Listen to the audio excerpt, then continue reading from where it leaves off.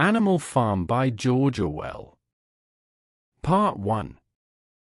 Mr. Jones, of the Manor Farm, had locked the hen houses for the night, but was too drunk to remember to shut the pop-holes. With the ring of light from his lantern dancing from side to side, he lurched across the yard, kicked off his boots at the back door, drew himself a last glass of beer from the barrel in the scullery, and made his way up to bed, where Mrs. Jones was already snoring. As soon as the light in the bedroom went out, there was a stirring and a fluttering all through the farm buildings. Word had gone round during the day that old Major, the prize middle white boar, had had a strange dream on the previous night and wished to communicate it to the other animals. It had been agreed that they should all meet in the big barn as soon as Mr. Jones was safely out of the way. Old Major, so he was always called, though the name under which he had been exhibited was Willingdon Beauty, was so highly regarded on the farm that everyone was quite ready to lose an hour's sleep in order to hear what he had to say. At one end of the big barn, on a sort of raised platform, Major was already ensconced on his bed of straw, under a lantern which hung from a beam.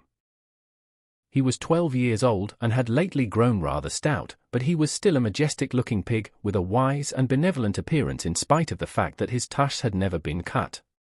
Before long the other animals began to arrive and make themselves comfortable after their different fashions. First came the 3 dogs, Bluebell, Jessie, and Pincher, and then the pigs, who settled down in the straw immediately in front of the platform. The hens perched themselves on the window sills, the pigeons fluttered up to the rafters, the sheep and cows lay down behind the pigs and began to chew thicad. The 2 cart horses, Boxer and Clover, came in together, walking very slowly and setting down their vast hairy hoofs with great care lest there should be some small animal concealed in the straw. Clover was a stout motherly mare approaching middle life, who had never quite got her figure back after her 4th foal. Boxer was an enormous beast, nearly 18 hands high, and as strong as any 2 ordinary horses put together. A white stripe down his nose gave him a somewhat stupid appearance, and in fact he was not of first-rate intelligence, but he was universally respected for his steadiness of character and tremendous powers of work. After the horses came Muriel, the white goat, and Benjamin, the donkey. Benjamin was the oldest animal on the farm, and the worst-tempered. He seldom talked, and when he did, it was usually to make some cynical remark. For instance, he would say that God had given him a tail to keep the flies off, but that he would sooner have had no tail and no flies. Alone among the animals on the farm he never laughed. If asked why, he would say that he saw nothing to laugh at. Nevertheless, without openly admitting it, he was devoted to Boxer. The 2 of them usually spent their Sundays together in the small paddock beyond the orchard, grazing side by side and never speaking. The 2 horses had just lain down when a brood of ducklings, which had lost their mother, filed into the barn, cheeping feebly and wandering from side to side to find some place where they would not be trodden on. Clover made a sort of wall round them with her great foreleg, and the ducklings nestled down inside it and promptly fell asleep. At the last moment Molly, the foolish, pretty white mare who drew Mr. Jones's trap, came mincing daintily in, chewing at a lump of sugar. She took a place near the front and began flirting her white manner, hoping to draw attention to the red ribbons it was plaited with. Last of all came the cat, who looked round, as usual, for the warmest place, and finally squeezed herself in between Boxer and Clover. There she purred contentedly throughout Major's speech without listening to a word of what he was saying. All the animals were now present except Moses, the tame raven, who slept on a perch behind the back door. When Major saw that they had all made themselves comfortable and were waiting attentively, he cleared his throat and began, "Comrades, you have heard already about the strange dream that I had last night. But I will come to the dream later. I have something else to say first. I do not think, comrades, that I shall be with you for many months longer, and before I die, I feel it my duty to pass on to you such wisdom as I have acquired. I have had a long life, I have had much time for thought as I lay alone in my stall, and I think I may say that I understand the nature of life on this earth as well as any animal now living. It is about this that I wish to speak to you. Now, comrades, what is the nature of this life of ours? Let us face it, our lives are miserable, laborious, and short. We are born, we are given just so much food as will keep the breath in our bodies, and those of us who are capable of it are forced to work to the last atom of our strength, and the very instant that our usefulness has come to an end, we are slaughtered with hideous cruelty. No animal in England knows the meaning of happiness or leisure after he is a year old. No animal in England is free. The life of an animal is misery and slavery, that is the plain truth. But is this simply part of the order of nature? Is it because this land of ours is so poor that it cannot afford a decent life to those who dwell upon it? No, comrades, 1,000 times no.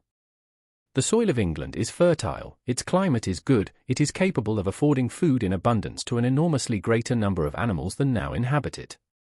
This single farm of ours would support a dozen horses, 20 cows, hundreds of sheep, and all of them living in a comfort and a dignity that are now almost beyond our imagining. Why then do we continue in this miserable condition? Because nearly the whole of the produce of our labor is stolen from us by human beings. There, comrades, is the answer to all our problems. It is summed up in a single word: man. Man is the only real enemy we have. Remove man from the scene, and the root cause of hunger and overwork is abolished forever. Man is the only creature that consumes without producing. He does not give milk, he does not lay eggs, he is too weak to pull the plough, he cannot run fast enough to catch rabbits. Yet he is lord of all the animals. He sets them to work, he gives back to them the bare minimum that will prevent them from starving, and the rest he keeps for himself. Our labor tills the soil, our dung fertilizes it, and yet there is not one of us that owns more than his bare skin. You cows that I see before me, how many thousands of gallons of milk have you given during this last year? And what has happened to that milk which should have been breeding up sturdy calves? Every drop of it has gone down the throats of our enemies. And you hens, how many eggs have you laid in this last year, and how many of those eggs ever hatched into chickens? The rest have all gone to market to bring in money for Jones and his men. And you, Clover, where are those for foals you bore, who should have been the support and pleasure of your old age? Each was sold at a year old. You will never see one of them again. In return for your confinements and all your labor in the fields, what have you ever had except your bare rations and a stall?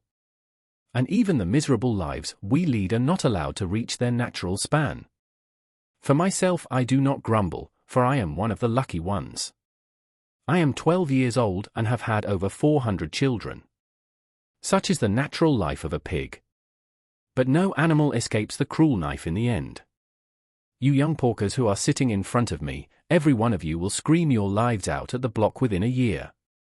To that horror we all must come: cows, pigs, hens, sheep, everyone. Even the horses and the dogs have no better fate. You, boxer, the very day that those great muscles of yours lose their power, Jones will sell you to the knacker, who will cut your throat and boil you down for the foxhounds. As for the dogs, when they grow old and toothless, Jones ties a brick round their necks and drowns them in the nearest pond. Is it not crystal clear, then, comrades, that all the evils of this life of ours spring from the tyranny of human beings? Only get rid of man, and the produce of our labor would be our own. Most overnight we could become rich and free. What then must we do? Why, work night and day, body and soul, for the overthrow of the human race. That is my message to you, comrades: rebellion. I do not know when that rebellion will come. It might be in a week or in 100 years, but I know, as surely as I see this straw beneath my feet, that sooner or later justice will be done. Fix your eyes on that, comrades, throughout the short remainder of your lives. And above all, pass on this message of mine to those who come after you, so that future generations shall carry on the struggle until it is victorious. And remember, comrades, your resolution must never falter. No argument must lead you astray. Never listen when they tell you that man and the animals have a common interest, that the prosperity of the one is the prosperity of the others. It is all lies. Man serves the interests of no creature except himself. And among us animals let there be perfect unity, perfect comradeship in the struggle. All men are enemies. All animals are comrades. At this moment there was a tremendous uproar. While Major was speaking, 4 large rats had crept out of their holes and were sitting on their hindquarters, listening to him. The dogs had suddenly caught sight of them, and it was only by a swift dash for their holes that the rats saved their lives. Major raised his trotter for silence. "Comrades," he said, "here is a point that must be settled. The wild creatures, such as rats and rabbits, are they our friends or our enemies? Let us put it to the vote. I propose this question to the meeting: are rats comrades?" The vote was taken at once, and it was agreed by an overwhelming majority that rats were comrades. There were only 4 dissentients, the 3 dogs and the cat, who was afterwards discovered to have voted on both sides. Major continued, "I have little more to say. I merely repeat, remember always your duty of enmity towards man and all his ways. Whatever goes upon 2 legs is an enemy. Whatever goes upon 4 legs, or has wings, is a friend. And remember also that in fighting against man, we must not come to resemble him. Even when you have conquered him, do not adopt his vices. No animal must ever live in a house, or sleep in a bed, or wear clothes, or drink alcohol, or smoke tobacco, or touch money, or engage in trade. All the habits of man are evil. And, above all, no animal must ever tyrannize over his own kind. Weak or strong, clever or simple, we are all brothers. No animal must ever kill any other animal. All animals are equal. And now, comrades, I will tell you about my dream of last night. I cannot describe that dream to you. It was a dream of the earth as it will be when man has vanished. But it reminded me of something that I had long forgotten. Many years ago, when I was a little pig, my mother and the other sows used to sing an old song of which they knew only the tune and the first 3 words. I had known that tune in my infancy, but it had long since passed out of my mind. Last night, however, it came back to me in my dream. And what is more, the words of the song also came back, words, I am certain, which were sung by the animals of long ago and have been lost to memory for generations. I will sing you that song now, comrades. I am old and my voice is hoarse, but when I have taught you the tune, you can sing it better for yourselves. It is called Beasts of England.